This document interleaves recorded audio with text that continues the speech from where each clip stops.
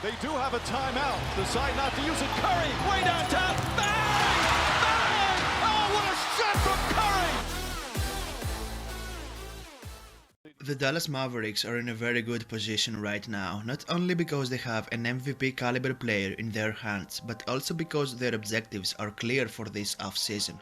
They need to build a roster around Luka Doncic and Kristaps Porzingis. They won't have salary cap space until the 2021 season, so they need to take the trade route. As per Kevin O'Connor of The Ringer, the Mavericks are looking all over for a secondary playmaking presence behind Luka Doncic. They are chasing Indiana's Victor Oladipo, Brooklyn's Spenser Dinwiddie, and Chicago's Zach LaVine. Well, if the Mavs decide to trade for Oladipo, it will be a huge risk. He's 2 years away from his last All-Star season, and he's also coming off a knee injury.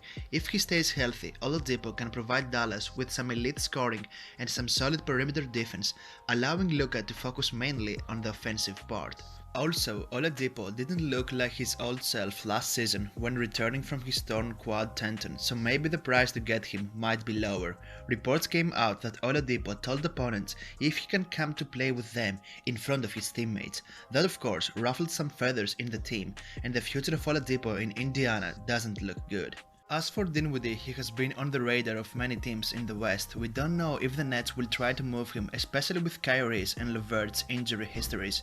The Nets need some backup if anything happens to those two. Dinwiddie's role will certainly be reduced with Kevin Durant and Kyrie Irving back on the lineup though. Nonetheless, Dinwiddie is the purest playmaker among those three, and he can take some load out of Lucas's back in that part of the game. The Zach LaVine interest is the most recent one. Theoretically, he is an option, but if the Bulls don't draft a franchise guard, they're probably not going to move LaVine. He seems like the best option out of those three, coming off a season where he averaged 25.5 points, 4.8 rebounds, 4.2 assists and 1.5 steals, while shooting 45% from the field and 38% from behind the arc. He wouldn't only address their need for secondary playmaking, but he also would give them a very reliable third scoring option and an elite 3-point shooter.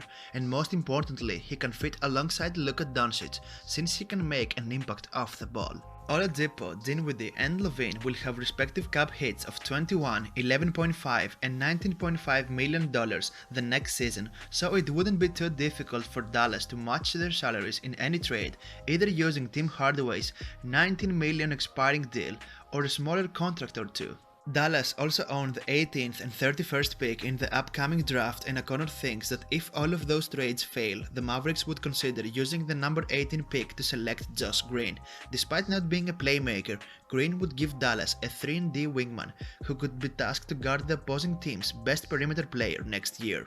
So guys, that was a video. Regarding the Oladipo situation, the player came out and said that he is committed to Indiana, at least according to the latest report, so maybe he won't be available for a trade. But if he is, which one of these three do you think will be the best fit for the Dallas Mavericks? Let me know in the comments below, and before you go, don't forget to click that subscribe button for more NBA content like this.